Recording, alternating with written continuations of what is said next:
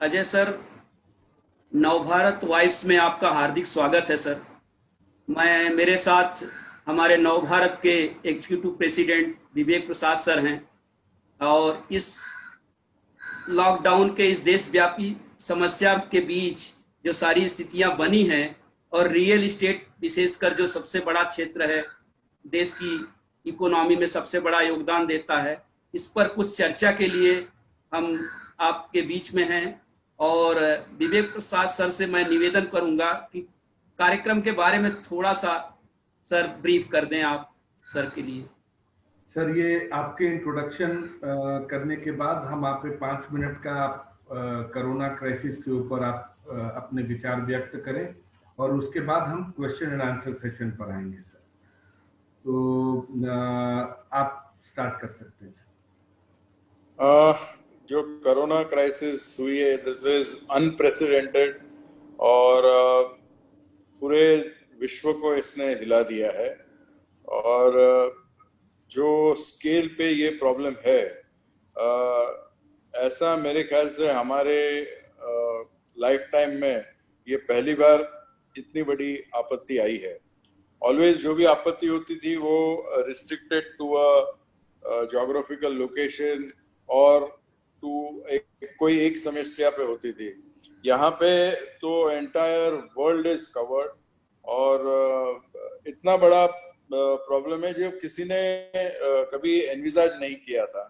And last 6 months have been really bad for the whole of the world, for mankind. And ये जो जिस तरीके से humanity इसके सामने जूझ रही है, तो ये दिख रहा है कि इतना बड़ा प्रॉब्लम हम लोगों ने कभी फेस नहीं किया था। कोई क्षेत्र ऐसा नहीं है जो इसकी वजह से अफेक्टेड नहीं है। सभी क्षेत्र पे इसका कुछ ना कुछ असर हुआ है और उसके परिणाम काफी घातक है। Sir, thank you for expressing your views. Let us now move to the question and answer session. Sir, question answer शुरू करने के पहले मैं अजय सर का एक संक्षिप्त परिचय देना चाहता हूं। क्रेडाई एमसीएचआई थाने के प्रेसिडेंट एवं आसर ग्रुप के एमडी श्री अजय आसर जी रियल इस्टेट सेक्टर के दिग्गजों में माने जाते हैं। अपने महत्वाकांक्षी स्वभाव, करिश्माई व्यक्तित्व और दूरदर्शी दृष्टिकोण के साथ श्री अजय आसर जी ने अपना स्वयं का एक मुकाम बनाया है। एक राज्य स्तरीय क्रिकेट खिलाड़ी रहे एवं एलएलबी की डिग्री लेने वाले एडवोकेट अजय आसर अपने इनोवेशन की वजह से रियल इस्टेट में बड़े खिलाड़ी होकर उभरे हैं। इसके साथ साथ पिछले 18 वर्षों से श्री आसर जी थाने में अनेक रिहायशी, वाणिज्यिक, निर्माण, शिक्षा, रिटेल, आईटी पार्क और इंफ्रास्ट्रक्चर डेवलपमेंट के सेक्टर में काम करके हजारों ग्राहकों का विश्वास जीता है। आज की डेट में भी लाखों वर्ग फुट का काम इनका एमएमआर क्षेत्र में चल रहा है। इसके अलावा 5 मिलियन फुट का विकास एमएमआर क्षेत्र में इन्होंने ऑलरेडी किया हुआ है। थाने, मुलुंड, घाटकोपर, बांद्रा में अल्ट्रा प्रीमियम संपत्तियों से लेकर अफोर्डेबल हाउसिंग का निर्माण किया गया है इनके नेतृत्व में। अजय आसर जी थाने में सबसे बड़े आईटी पार्क और बड़े अंतरराष्ट्रीय स्कूल बिलबोंग की शुरुआत का श्रेय इन्हें जाता है। आज हजारों लोग उसके माध्यम से शिक्षा, रोजगार प्राप्त कर रहे हैं और इनका महत्वपूर्ण योगदान जो है थाने के एमसीएचआई अध्यक्ष के रूप में सर, इन्वॉल्विंग थाने की अवधारणा को इन्होंने बढ़ाया है और प्रेसिडेंट के रूप में उल्लेखनीय कार्य किया है। इसके साथ साथ जीतो एजुकेशन ट्रस्ट और मेडिकल ट्रस्ट के मुख्य प्रबंधन ट्रस्टी के रूप में आसर जी समाज सेवा में भी सक्रिय हैं। श्री महावीर जैन अस्पताल और प्रताप जे कार्डियक केंद्र की शुरुआत इन्होंने की है, जो थाने में 100 बेड का एक मल्टी स्पेशलिटी अस्पताल है, जिसमें सभी को सस्ती इलाज व स्वास्थ्य सेवा उपलब्ध कराने का लक्ष्य रखा गया है। इसके अलावा थाने में एक अंतरराष्ट्रीय स्कूल और टाटा अस्पताल बनाने की भी योजना में इनकी शामिल है। इस दौरान इन्होंने राज्य सरकार व मनपा प्रशासन के साथ भी मिलकर काफी लोगों की कोरोना में मदद की। 1000 बेड का अभी हाल में ही सर कोविड अस्पताल में भी एमसीएचआई और आपका काफी योगदान रहा। अजय सर, नवभारत के इस वाइब्स में आपका हम हार्दिक स्वागत करते हैं और इन मुद्दों पर, रियल इस्टेट के मुद्दों पर, जिन समस्या से रियल इस्टेट गुजर रहा है और इसके आगे पोस्ट कोविड क्या स्थितियां आने वाली हैं और आपकी क्या अपेक्षाएं हैं सरकार से, ये इनसे अवगत होंगे आपसे हम। कुछ क्वेश्चंस हैं, उसका जवाब आपको सर देना है। मैं विवेक सर से अनुग्रह करूंगा कि क्वेश्चन आंसर सेशन की शुरुआत करें। सर, हमारा पहला प्रश्न है, real estate sector both residential and commercial has been reeling under pressure even before the covid crisis. With the onset of COVID pandemic, the position of real estate sector has even worsened. What are your suggestions to tide over this crisis? हम हमारे MCHI के माध्यम से continuously government को represent कर रहे हैं। दो विषय, एक सेंट्रल गवर्नमेंट को एड्रेस कर रहे हैं और एक हम स्टेट गवर्नमेंट को भी एड्रेस कर रहे हैं। पहले मैं कुछ रिलीफ जो सेंट्रल गवर्नमेंट से चाहिए उसके लिए आपको थोड़ा सा संक्षेप में बताऊंगा। जैसे ही कोविड का ये आगमन हुआ तो हमने विजुलाइज कर लिया था कि काफी प्रॉब्लम्स आएगी।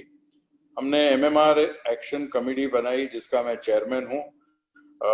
यानी MMR रीजन की जितनी ही नॉट ओनली MCHI बट बाकी जितनी बिल्डर्स की एसोसिएशंस है वो सब वहाँ पे 13 एसोसिएशंस हमारे साथ जुड़ गई और मैं उनकी लीडरशिप लेके हमने अनुरोध किया।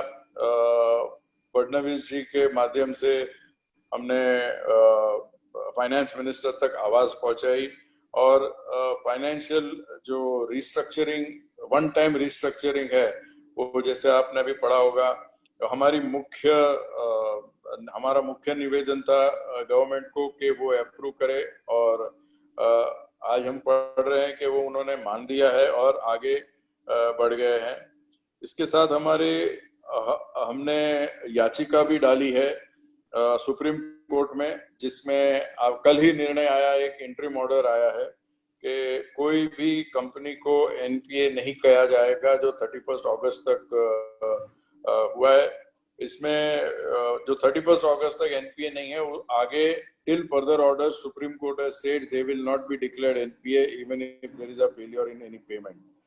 So ये दो मुद्दे बहुत ही इम्पोर्टेंट थे। स्पेशली हमने जो सुप्रीम कोर्ट में लिया है कि इंटरेस्ट वेवर, जो फाइनेंशियल कंपनीज आज आप सबका देखेंगे तो बहुत उनके रिजर्व्स एंड सरप्लस आप देखिए, उनकी स्ट्रेंथ देखिए, उसके सामने सब छोटे छोटे डेवलपर्स है। आज सबकी परिस्थिति फाइनेंशियली इतनी वीक हो गई है, लास्ट 6 महीने से कोई बिजनेस नहीं है, सब लोगों को ले आउट करना ले ऑफ करने पड़ रहे हैं, हमारे ऑफिस स्ट्रेंथ कम हो गई है, वर्किंग आवर्स कम हो गए। तो wide spread till the bottom there is a problem. This financial institutions है, इनको they are charging interest even in this time. तो हमारी कोर्ट से गुजारिश थी और court is taking a very positive view on this. Matter is sub judice but at least जो last order आया है वो काफी राहतदायक है। तो सेंट्रल लेवल पे उसके अलावा थोड़े से बॉटलनेक से वो सब हमने एक पिटीशन की थी जहाँ पे more than 50,000 people have signed it. तो government, central government is looking at it positively and we are hopeful. As far as अगर ये सब रिलीफ सेंट्रल गवर्नमेंट से आ गई तो काफी फर्क पड़ सकता है। स्टेट गवर्नमेंट में हमने रिप्रेजेंट किया हुआ है, पहला रिप्रेजेंटेशन उसमें ये स्टैम्प ड्यूटी का ही था जो गवर्नमेंट ने एक्सेप्ट कर लिया है और राहत दे दी है। दीपक पारेख कमेटी रिपोर्ट, हमारे एक पैनल बनी है जहाँ पे मैं भी एक सदस्य हूँ, विच इज गवर्नमेंट ने पैनल बनाई है जिसमें हम लोग मेंबर्स हैं। हमने सजेशन किया था, उसके हिसाब से गवर्नमेंट ने दीपक पारेख कमेटी को अपॉइंट किया और उनमें 3 अर्थशास्त्री और थे जिनकी मदद से, जिन्होंने रिपोर्ट पेश किया है। हमारी गुजारिश स्टेट गवर्नमेंट से भी वही है कि जो उन्होंने रेकमेंड किया है वो हिसाब से अगर वो स्टेप्स ले तो पूरी इंडस्ट्री को काफी राहत आ जाएगी और business will start as usual and people will have the strength to fight it out. इस कमेटी रिपोर्ट में रिप्रेजेंटेशन में काफी था कि जो मेजर इश्यू है प्रीमियम्स का, तो प्रीमियम कम करने की हमने गुजारिश की है और कमेटी ने भी वही गुजारिश की है।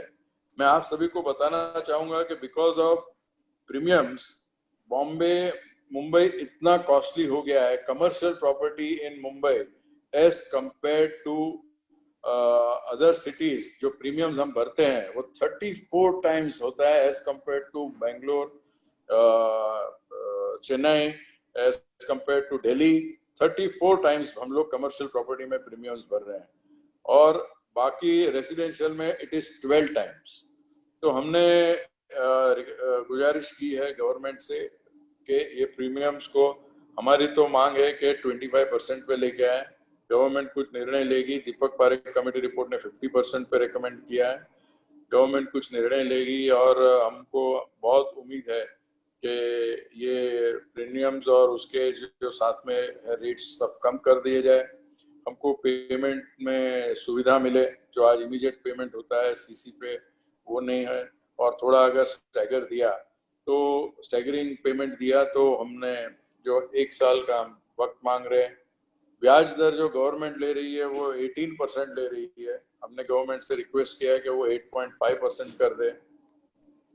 अगर ये सब सुविधा आई हमारे हाथ में तो हमारा बोलना ये है कि it is not only for the residential और a commercial sector, the entire economy of the country will revive if real estate revives. और ये गवर्नमेंट को समझने की बहुत जरूरत है। मोर देन 300 इंडस्ट्रीज हमारी इंडस्ट्री से जुड़ी हुई है। हमको राहत मिलेगी अगर हमारा बिजनेस वापस आ जाएगा तो बाकी सब इंडस्ट्री ऑटोमेटिक रिवाइव हो जाएगी। गवर्नमेंट ने जो एमएसएमई को रिलीफ दी है वैसे ही हमको रिलीफ देगी। ये जब भी काम आ जाएगा, जब भी रियल एस्टेट को देंगे तो बाकी सब इंडस्ट्री टैग पे आ जाएगी। हमारा कहना इतना है। प्रकाश, नेक्स्ट क्वेश्चन। बहुत अच्छी जानकारी दी सर आपने। दूसरा सवाल ये है मेरा कि कोरोना काल में आईटी से लेकर अन्य सभी वित्तीय कार्य सर वर्क फ्रॉम होम हुए।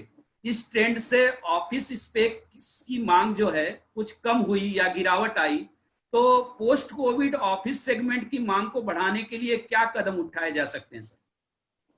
पहले तो मैं ये बताना चाहूंगा कि वर्क फ्रॉम होम जो है कॉन्सेप्ट, ये this is not by choice, this is enforce because आज मूवमेंट नहीं पॉसिबल है, आज लोगों को आना जाना पॉसिबल नहीं है, प्लस एक जगह पे इकट्ठा होना बिकॉज ऑफ कोरोना पॉसिबल नहीं है। मेरे हिसाब से तभी तक ठीक है जब तक ये महामारी है। Once the pandemic is over, कोई अपने घर में बैठ के काम करना नहीं चाहेगा। कोई जो ऑफिस एटमॉस्फेयर में आउटपुट होता है वो डेफिनेटली वर्क फ्रॉम होम में आज भी जो आउटपुट है, if you ask people, it is there but it is at a subdued level.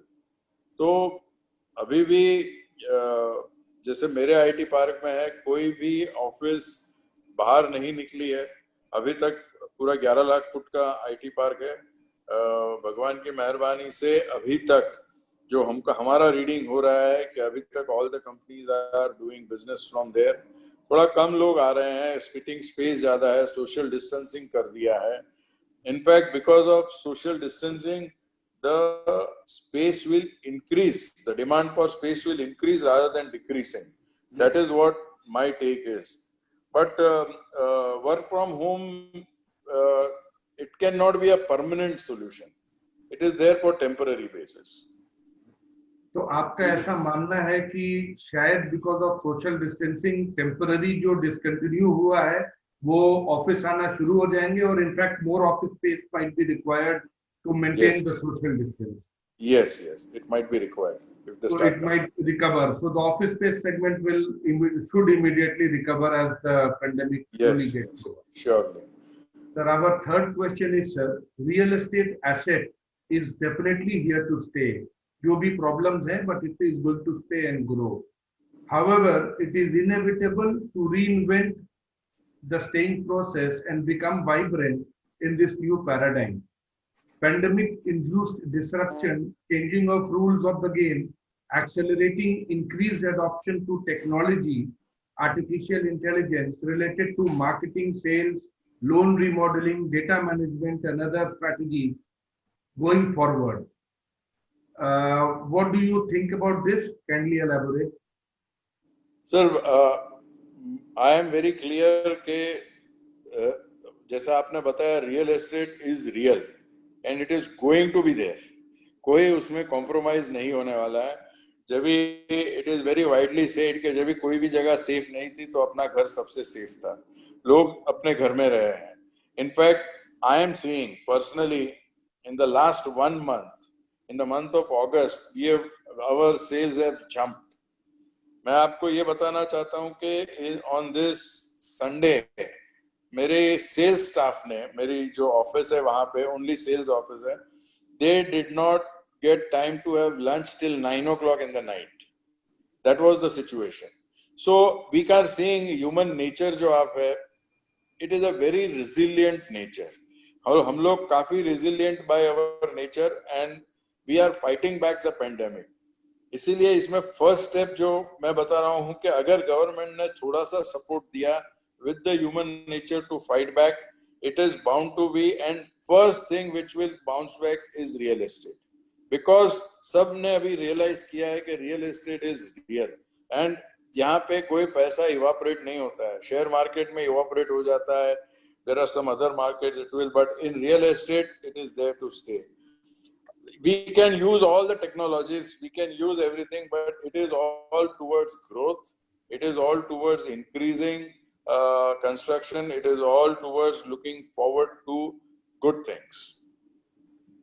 Sir, नोटबंदी, रेरा, जीएसटी आदि कुछ ऐसी समस्याएं आई जिससे रियल एस्टेट की गाड़ी पटरी से उतरी, लेकिन अब भी उसको पटरी पर लाने के लिए, जैसा आप कह रहे हैं कि ठीक ठाक चल रहा है, अच्छी स्थितियां आएंगी और जरूरी भी है कि आ जाएं, और देश की इकोनॉमी का ये बहुत बड़ा अंग है, तो ऐसी परिस्थितियां लाने के लिए सर डेवलपर्स और सरकार मिलकर और क्या कदम उठा सकती है, इस पर आपके विचार? जैसे मैंने बताया कि हमने रिप्रेजेंटेशन किया है, हमारे जो मेन मूड पॉइंट्स है, एक होता है फाइनेंस रेस करना, फाइनेंस के लिए सुविधा अच्छी करना. अभी सरकार ने अच्छे स्टेप्स उठाए हैं, ये और थोड़ा हमको सपोर्ट मिलेगा तो our financial issues would be sorted out. Second, home loans इन्होंने काफी अच्छे लेवल पे कर दी है, इट हैज डिक्रीज्ड एंड आज सबसे कम होम लोन्स का रेट हो गया है. This is also going to fetch more dividend and हमने जो गुजारिश की, एक मैं खास कहना चाहूंगा कि central government and also state government are looking at the situation very positively to help. They are extending help, and इसी तरह से अगर positive attitude रहा तो definitely जो भी problems है वो sort out होगी. And you know, developer community, we are very enterprising by nature, or risk taking ability is of highest nature. In that circumstances, I am very sure that we will be able to bounce back. Within next 1 year, we should be able to really bounce back and be normal. Sir, एक प्रश्न था sir इसके related he. First quarter of last year 2019 और first quarter of this year 2020, property sale of property has dropped by almost 50% because of the sudden pandemic inducement in India. लेकिन property prices have come down by only 5-7%. तो एक तरफ सरकार काफी कदम उठा रही है, स्टैम्प ड्यूटी हो या आपने बहुत सारे प्रपोजल दिए, उसमें लोग काम कर रहे हैं, सरकार काम कर रही है, बट क्या आपको नहीं लगता है कि थोड़ा हेल्ड अप इन्वेंट्री अगर हम by slightly reducing the prices अगर ऑफर करें मार्केट में, तो it will create demand which will help in rolling the whole economy? Sir, मेरा बोलना इसमें है कि there is a pent up demand already. जैसे मैंने मेरे साइट का बताया, this is my personal experience of this Sunday, which I was never expecting कि ये टाइप का रिस्पांस होगा. And all across I have been talking to all my friends, सभी जिनको ये stamp duty has been a major booster. The direct benefit is to the customer. हमें direct benefit क्यों, हम कभी स्टैम्प ड्यूटी का पैसा नहीं लेते थे. It is always with the customer. Direct benefit is to the customer, but indirect benefit and large benefit is to our cash flows. And obviously हर एक की जैसी परिस्थिति है उस हिसाब से सब अपने रेट्स आगे पीछे करते हैं. So हर एक की ब्रांड की वैल्यू कितनी है, हर एक के कमिटमेंट की वैल्यू कितनी है, it all depends on that. But largely what I feel is support of the government and how the way we are pushing forward, market will take its natural course. अगर मेरा माल नहीं बिकेगा तो मुझे rate कम करना पड़ेगा. अगर मेरा माल बिक रहा है आज भी तो मैं रेट कम नहीं करूंगा. So market will let market takes its own course, let the brand value remain in its own way, and I think that अगर गवर्नमेंट का थोड़ा सपोर्ट हुआ तो I think this will all sort out. Rates अभी जो कम होने थे मेरे ख्याल से हो गए हैं. इससे ज्यादा कोई गुंजाइश मुझे नहीं लग रही है कम होने की, because now it has eaten up the profits. Like हमारी जो कैपिटल थी, आज capital erosion is going on. So it is no point now that we go down. Otherwise it will be impossible for us to survive. और पिछले शायद 4-5 साल से rate बढ़ी भी नहीं है, if I am not mistaken. आप लोग जरा भी नहीं बढ़ी है सर. 5 साल से ऐसे ही है. Which itself, if you take अगर 5% yearly inflation और 5 से यानी 25% तो वहीं कम हो गई है. So actually there is no scope further to go down. एक तरह से There is no scope sir. I mean मैं तो सभी दर्शकों से या any customer से गुजारिश करूंगा, this is the best time to buy. इससे अच्छा टाइम शायद आएगा नहीं. यानी या आप बाद में अगर खरीदोगे तो वो कंपनी सरवाइव करेगी कि नहीं ये क्वेश्चन मार्क होगा. Today it is important that company survive. अगर कंपनी सरवाइव करेगी, आपका प्रोजेक्ट कंप्लीट होगा एंड आपको घर मिलेगा तो everything goes in proper way. और अल्टीमेटली जो कंपनीज की डेट है वो डेट कब कम होगी, अगर सेल होगा तो. सेल के बिना डेट आप कम नहीं कर सकते हो. So it is a very big vicious circle we have to fit in. And people should encourage buying. If they want to buy, this is the right time to buy. Government ने अभी जो stamp duty घटाई है, और stamp duty उन्होंने कुछ certain period के लिए घटाई है. Probably this becomes like a push for people जो होल्ड करके बैठे थे, वो उस समय तक एक डिमांड को इंड्यूस करने के लिए. परमानेंटली नहीं घटाई है, शायद कुछ महीनों तक घटाई है और कुछ परसेंटेज से घटाई है. तो आपको लगता है कि इसका इफेक्ट काफी पॉजिटिव तरीके से आएगा? डेफिनेटली काफी पॉजिटिव तरीके से आएगा sir. Already we are seeing the results and we are very hopeful कि this will work out nicely. And government ने जो थोड़ा टाइम, हमारी तो गुजारिश रहेगी कि ये थोड़ा सा we should play the turnover game rather than being greedy कि अभी इतना आ जाए. और टर्नओवर गेम में गवर्नमेंट जीत जाएगी. उनको जो ओवरऑल कलेक्शन होगा वो ज्यादा ही होना चाहिए, ये ऐसी मेरी अपेक्षा है, क्योंकि we are seeing more and more people now coming out. Sir एक और समस्या लोगों के बीच में है, दोनों की समस्या. एक रेडी रेकनर को लेकर बहुत सारी असमानताएं हैं सरकार के रेडी रेकनर को लेकर. डेवलपर्स बोल रहे हैं कि निर्धारित दर के नीचे हम बेच नहीं सकते, और दोनों में को मुसीबत हो रही है, ग्राहक और डेवलपर्स को. तो क्या लगता है कि आपको इसमें भी बदलाव होना चाहिए रेडी रेकनर के रेट में? बहुत ही ज्यादा आवश्यकता है. जैसे अभी विवेक जी ने बताया कि ऑलरेडी 25% अगर रेट कम हो गया है, तो आज हमारे पास सबसे बड़ी दुविधा ऐसे है कि हम एक्चुअली कम रेट में बेच रहे हैं और रेडी रेकनर रेट ज्यादा है. और इसमें जो इनकम टैक्स का रूल है 43 CA का, वो it is making compulsory that we sell at the current ready reckoner rate. उससे कम में हम बेचेंगे तो the developer and the buyer both are under a threat के they will have to pay penalty. ये बहुत ही बड़ा डिटरेंट है. हमने हमारी जो पिटीशन है उसमें ये पॉइंट डाला हुआ है, और गवर्नमेंट से हमारी विनंती है कि because either you have to decrease the ready reckoner rate and make it on par with what the present situation is, and और ये 43 CA जो रूल है वो बहुत ही पेनफुल रूल है, because every place has a different ready reckoner rates, they keep on coming down and up. ये एक समानता ही रहना ऐसा नहीं है. हमने अभी अनुभव कर लिया है कि ऑलवेज रेट इंक्रीज होना ये जरूरी नहीं है. रेट डिक्रीज हो रहे हैं. अगर रेट डिक्रीज हो गया तो ये इन्होंने कभी फैक्टर किया ही नहीं है. So let the market govern itself, and whatever is the market as per that 43CA को इन्होंने विड्रॉ करना बहुत ही जरूरी है. If they don't do ready reckoner rate changes, they have to do this. But unfortunately, एक विषय central government का है और दूसरा स्टेट गवर्नमेंट का है. तो हम स्टेट गवर्नमेंट से गुजारिश करते हैं कि भाई आप 25% across the board you reduce the rate in the all the rates of flats, and 25% you should reduce the rate of the land.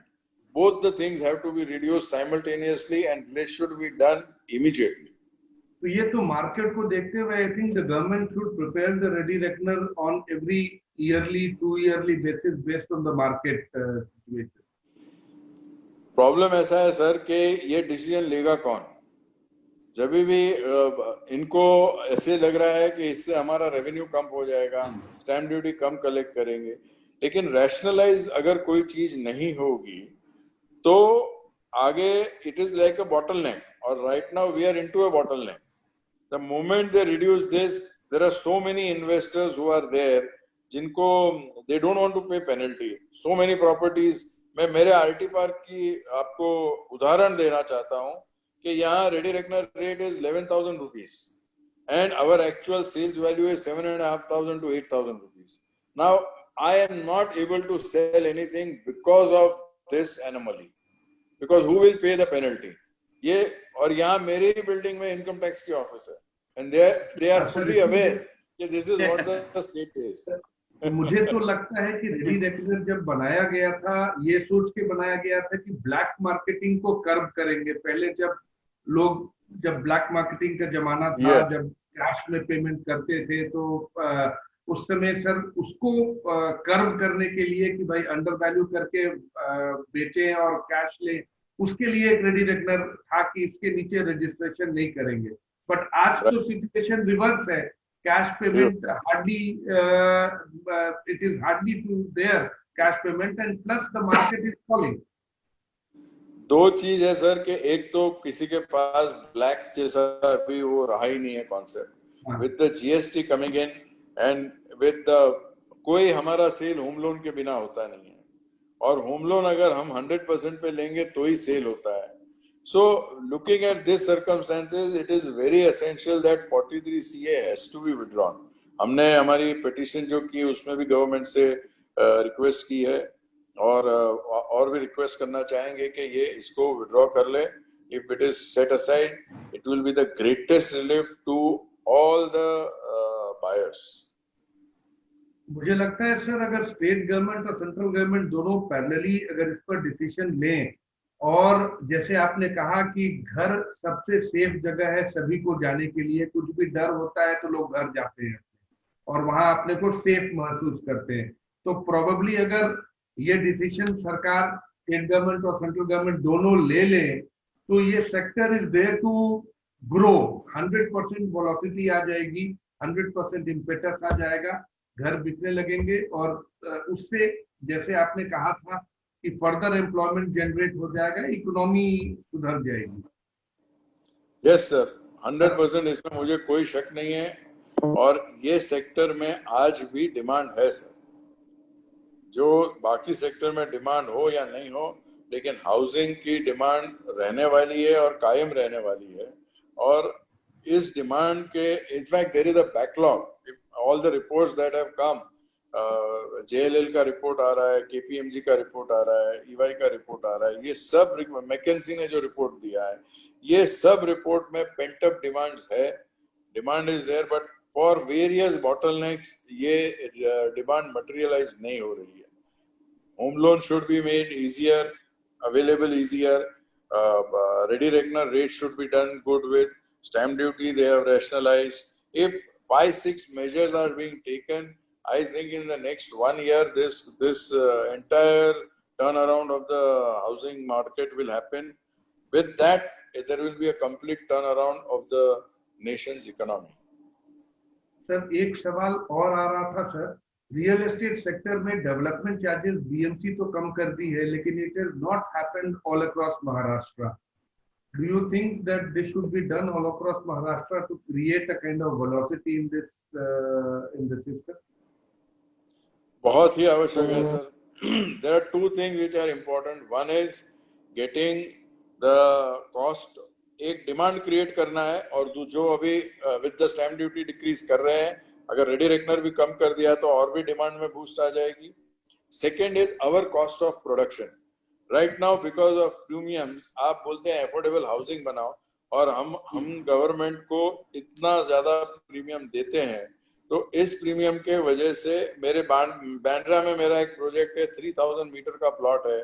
I have paid 60 crore rupees for a 3000 meters as premium in Bandra. Now, how am I going to sell it cheap? Is it possible? Even place like Thane, we are paying huge premiums, not small premium, huge premiums. So, अगर ये premiums कम होगा तो how rate affordable होगा? Even a place like Thane, it is more than 1000 rupees per square feet, 1000 to 1500 rupees per square feet, which we have to pay for various taxes, premiums, and outgoings. So ये direct load we pass on to the customer. How do we get affordable homes if this is going to be like this? Sir मेरी तरफ से अंतिम सवाल है कि क्या आपको लगता है कि ये जो सारी नीतियां गवर्नमेंट बनाती है, जैसे रेडी रेकनर हुआ, बाकी जो प्रीमियम की बात की आपने, तो इसमें आपके मतलब बड़ी संस्थाएं जो हैं, एमसीएचआई है, क्रेडाई है, नरेडको है, इनका सुझाव लिया जाना चाहिए या इनको शामिल किया जाना चाहिए इनसे, ताकि लोगों को आसानी से अफोर्डेबल घर मिल सके? मैं आपको ये बताना चाहूंगा कि बहुत ही प्रोएक्टिव एंड पॉजिटिवली इस गवर्नमेंट ने किया है. जैसे अभी यूनिफाइड डीसीआर रिलीज होने वाली है, तो आई एम अवेयर के जो सेक्रेटरी साहब है, यूडी सेक्रेटरी साहब ने, they had conference with Mumbai MCHI, they had conference with MMR ka sub MCHI, and they had the Zoom call with entire Maharashtra ka MCHI. So what we are doing is the entire spectrum जो लोगों का बोलना है वो सब उन्होंने सुन लिया है before finalizing the act. So जब ये प्रक्रिया चालू होती है तो we are expecting most of the things will be covered in this. So once it is covered, then कुछ तो सबको तो satisfy always नहीं कर सकेगी government. Let us be very clear, and we are also very clear कि सबका satisfaction है, but if you take care of 80%, then it really serves the purpose. और कुछ ऐसा होता है कि गवर्नमेंट को पता नहीं होता है practical ground realities, because जो परिस्थिति थाना में है वो परिस्थिति मुंबई में नहीं होती है, मुंबई में होती है वो शायद पुणे में अलग होती है, आप नागपुर में जाओ तो अलग होती है. तो ये सबका नॉलेज लेके उसको बुक में, एक रूल बुक में इम्प्लीमेंट करना, ये कार्य इन्होंने किया है. तो we feel that a very positive attitude has been taken up by the department and they are looking positively. Similarly, ready reckoner का भी जो रेवेन्यू डिपार्टमेंट है उन्होंने भी सलाह मशवरा की. We have made representations, they have given us time, they have heard us. And hopefully ready reckoner का भी इश्यू सॉर्ट आउट हो जाना चाहिए. The government is very proactive and we hope that this activeness will remain. Migration of labor during the yes, pandemic has affected all the projects. Yes. अभी तो कुछ लोग वापस आ गए हैं और शायद सरकार ने ये भी ट्राई किया कि लोकल लोग को डेवलप करें, स्किल बिल्डअप करें, so that बाहर से नहीं भी आते हैं तो local people can do that. तो अभी सिचुएशन क्या है सर, कितना प्रोजेक्ट डिले हो गया और अब एक्टिविटी क्या है? I had 2000 laborers working for us in all our sites. कुछ समय पहले it was only 150 laborers left on my site, all putting together, which now has gone up to around 1200. So people have started coming back. and work has अभी मेरी 5 site full swing में चालू हो गई है. So we can feel the pulse के people are coming back and they have started to come back and start working. मेरा ऐसा अनुमान है कि by the end of September or by mid October the entire migration would be, migrated labor would come back and they would start working here in full swing. So maybe maximum October end tak we should be through. The project should start with the normal speed. October end हो जाएगा या दिवाली का जो है around that time. But our take is that by October end we will be working full strength. Sir एक last सवाल था sir, finance ministry government of India आत्मनिर्भर भारत के को देखते हुए सर काफी सारे रेगुलेशन और रेस्ट्रिक्शन उन्होंने ईज आउट किया है. Government has announced 30,000 crore special liquidity scheme for non banking financial companies, housing financial corporations, MFI companies. So how has this affected the ground? I mean, has this started making any difference? Sir, honestly speaking, अभी तक तो on ground फर्क नहीं पड़ा है. It is still to be implemented, and implementation is very important. हमारा honestly मानना ऐसा है कि थोड़ा सा ये पॉलिसी को ग्राउंड लेवल तक पहुंचाने में और थोड़ी मेहनत करनी पड़ेगी गवर्नमेंट को कि वो ग्राउंड रियलिटी टच करे and people should be able to take advantage of that. अगर ग्राउंड रियलिटी टच करती है तो ये सब पॉलिसीज बहुत अच्छी है, but unfortunately it has not been able to hit the ground.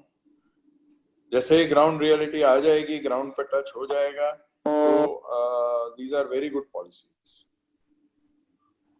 Sir, आप इस प्लेटफॉर्म के थ्रू क्या मैसेज देना चाहेंगे to our viewers, to all the prospective buyers? मैं प्रोस्पेक्टिव बायर से यही कहना चाहूंगा कि this is the right time. इससे बेहतर टाइम खरीदने के लिए नहीं आएगा. And please go ahead. We have to coexist with covid. ये शायद थोड़ा टाइम रहेगा, वैक्सीन आएगी नहीं आएगी, but we have now learn more और लेस. सबको पता है कि कैसे इसको टैकल करना है.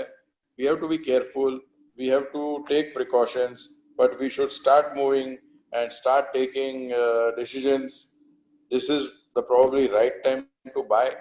एट द सेम टाइम मैं सब प्रॉपर्टी बायर्स को भी ये बोलना चाहूंगा कि हम तो गवर्नमेंट को रिक्वेस्ट कर ही रहे हैं, लेकिन हमको आपका भी सपोर्ट चाहिए कि हम गवर्नमेंट को जो दरखास्त कर रहे हैं आप उस पर मदद करें. It is for the benefit of the buyers and also for the benefit of the developers. We all have to survive, get the economy back on track and see to it that all of us have help in the entire recovery of the economy of the country. Thank you very much. Surya Prakash, आप closing comments करेंगे? जी Ajay sir, आप हमारे Navbharat vibes के मंच पर आए और बहुत अच्छी, बहुत महत्वपूर्ण जानकारियां हमारे पाठकों से, व्यूअर से शेयर की. इसके लिए हम आपके तहे दिल से आभारी हैं. हम बहुत बहुत हार्दिक अभिनंदन करते हैं आपका. इसके पहले सर मैं एक चीज और बताना चाहता हूं आपसे कि हालिया IRS सर्वे, इंडियन रीडरशिप सर्वे के अनुसार हमारे नव भारत के पाठकों की संख्या पूरे महाराष्ट्र में लगभग 36 लाख पहुंच गई है सर. इसके साथ साथ हमारा एक मराठी एडिशन भी सर नवराष्ट्र नाम से है, उसकी पाठक संख्या 6 लाख हो गई है. इस तरह हम पूरे महाराष्ट्र में 40 लाख पाठकों तक अपनी पहुंच रखते हैं. निस्संदेह जो आपने कहा ये अखबार के माध्यम से भी लोगों तक पहुंचाया जाएगा. बाकी ये नवभारत वाइब्स के माध्यम से फेसबुक लाइव चलेगा ही. और एक बार हम फिर आपका बहुत बहुत आभार मानते हैं कि आप हमारे मंच पर आए और इतनी वैल्यूएबल जो है जानकारियां लोगों के साथ, हम लोगों के साथ शेयर की. बहुत बहुत धन्यवाद. धन्यवाद सूर्य प्रकाश जी, धन्यवाद विवेक प्रसाद जी. आपसे चर्चा करने में बहुत ही आनंद आया. Thank you. धन्यवाद. Thank you.